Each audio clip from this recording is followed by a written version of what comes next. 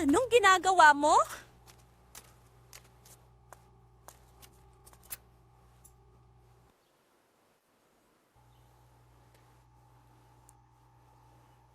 Hoy!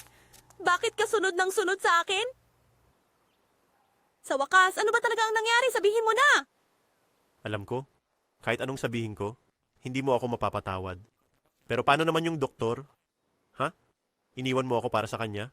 Pero bakit kanya iniwan? Wala kang pakialam doon. Ang buhay ay may kinalaman sa iyo. Hindi na kita liligawan. Pero, iniwan niya ako. Binabaliwala ka niya. Malungkot ako. Binabastos ka niya. Naiintindihan mo ba? Wala kang karapatang sabihin yan sa akin.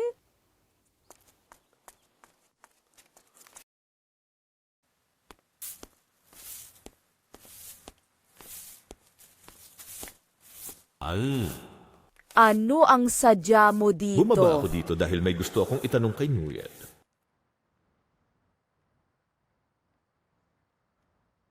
Sige, magsalita ka.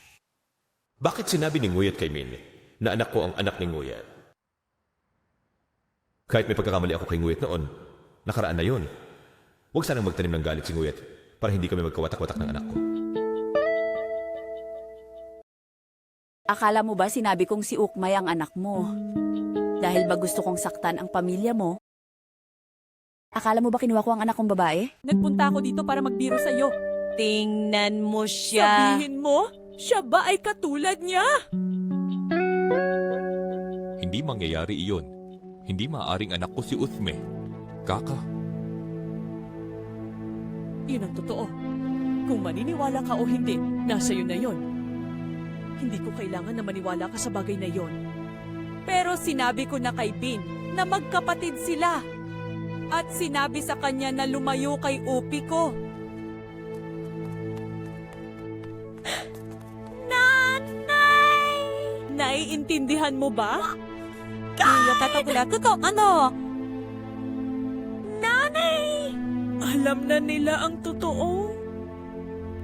Hindi na itatago ng kahit anong paraan ang mga bagay sa iyo. Anak niya ang babae? Kapatid siya ni Min sa ama?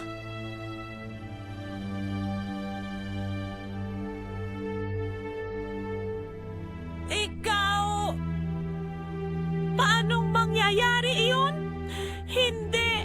Hindi ako naniniwala! Nagsisinungaling ka sa... Pagod ka na! Umuwi ka na! Hindi ba sapat ang pagdurusa na dinulot mo sa amin ng nanay ko? Ayaw mo bang umalis sa bahay namin? Mag-subscribe sa channel ng Kimmy Go para hindi mo makalitaan ng mga kawili-wiling video.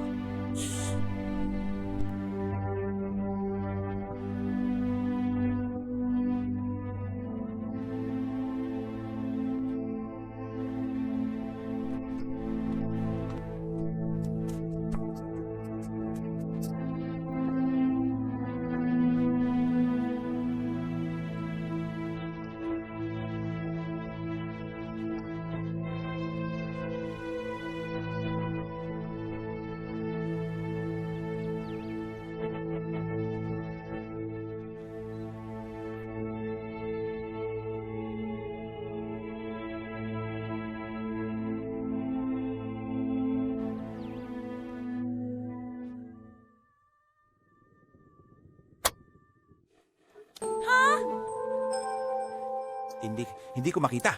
Anong nangyari? Nguyet? Bakit parang takot na takot ka? Niya ang lahat. Paano? Paano niya Ewan ko, nalaman? Kuya Dang, narinig ko lang lahat. Hindi ko alam ang Wait. gagawin ko ngayon. Wait!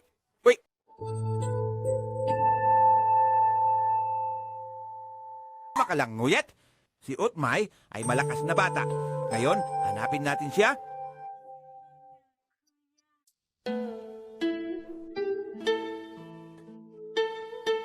Yung babae at si Min, di ba sila katulad din ng nanay?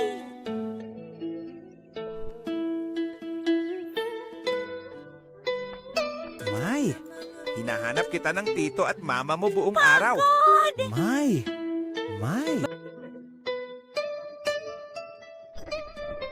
Nanay!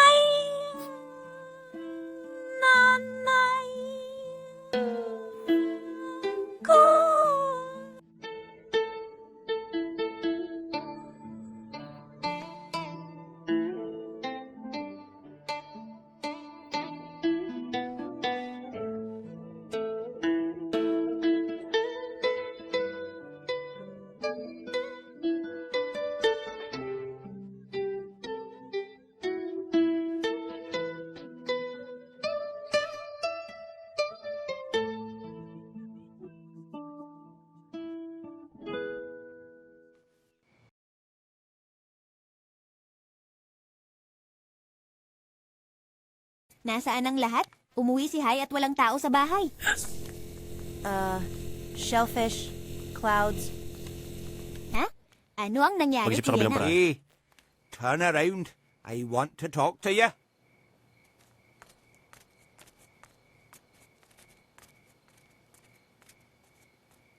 Ano ang nangyayari?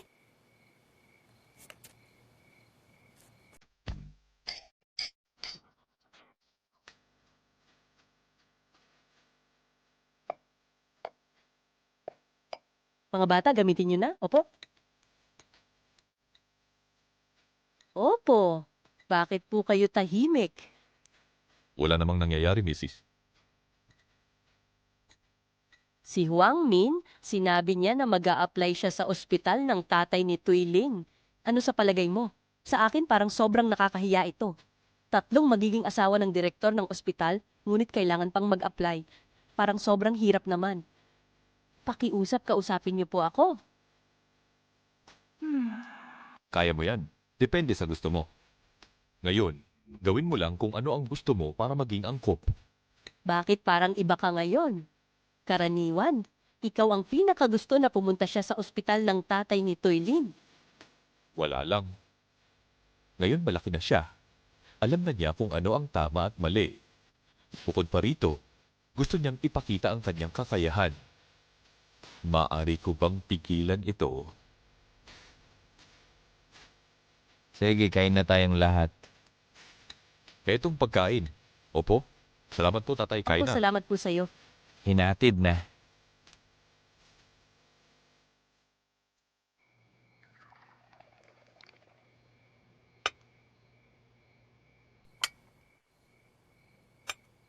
Hindi kita nakita nitong mga nakaraang araw. Noong isang araw, kung may dala akong kutsilyo, papatayin kita. Anong gusto mong mangyari? Magpakulong ako at ikaw ay magpahanggang saan? Alam ko na ang pagkakamali ko, Nam. Nung araw na yon, sobrang lasing ako.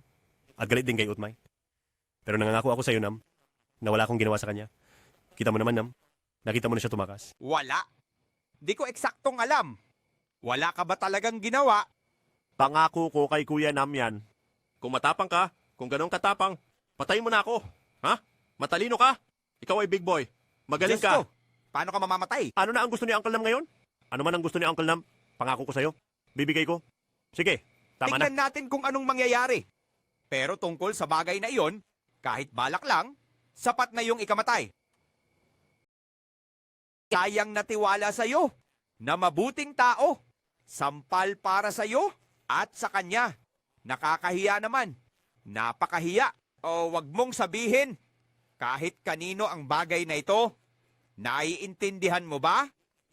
Opo, paano kaya kung malaman ng lahat sa app na ito? Si Nanay Utmay, hindi magiging tahimik ang buhay dito sa baryo. Ngayon, ang pamilya ko ay nagtiis na ng marami. Naiintindihan mo naman, di ba? Alam ko, kuya. Pero sino ang makakaalam na kakagating ko? Ang aking dila at mamatay. Sway! Sway! You think your uncle's kidding? Don't do it. What's with you swearing?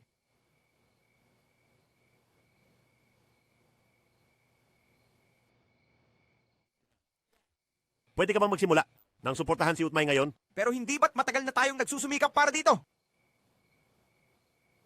Sa totoo lang, dati, wala akong balak na iwan si Ukmay. Pero hindi mo alam ang balita na ito. Determinado siyang hindi na sumuko. Sundan niya si Ukmay hanggang sa huli.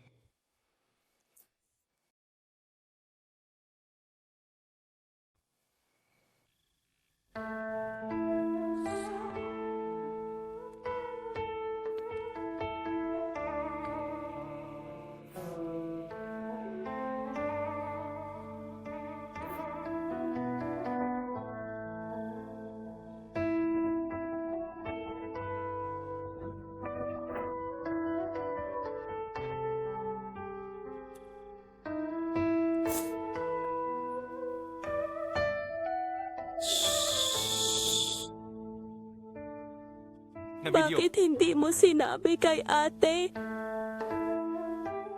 Hindi na sana nahirapan si mama ng ganito.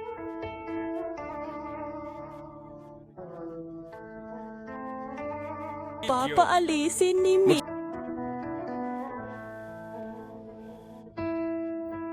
natatakot ako na baka hindi mo...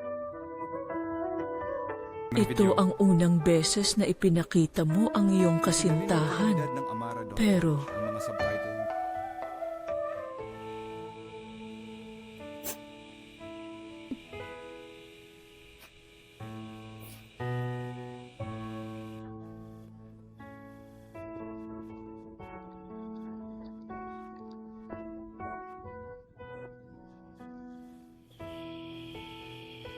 Mas lalo ko lang mamahalin si nanay. Ilang taon na ang lumipas. Masaya siyang nabuhay. Buong buo, kinampihan ang asawa at anak na lalaki.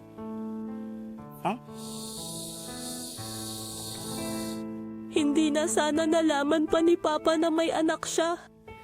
Hindi ko alam pero kinailangan kong magtiis ng marami. Huwag kalimutang mag-subscribe sa channel na Gian Migong para hindi kayo makaligtaan ng mga nakakatuwang video.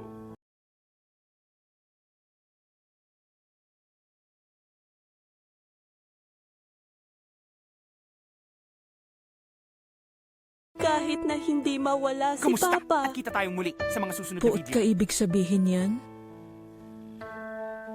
Puot ka ibig sabihin yan ha, anak? Walang problema kung tatanggapin niya ang bata. magkita tayo sa susunod Hindi niya rin ako kailangang kilalanin. Kung hindi niya gustong kilalanin ako, kapanapanabik na video. Hindi mo na kailangang hatiin ang bata sa iba.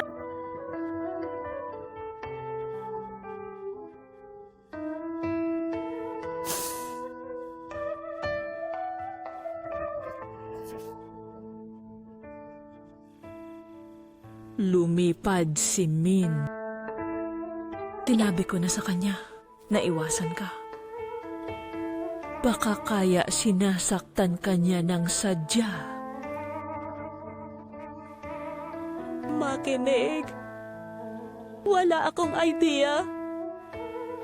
Hindi mo na rin kailangang sisihin siya.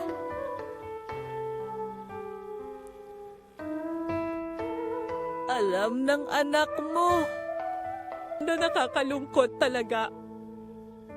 Huwag mong tiisin mag-isa, anak.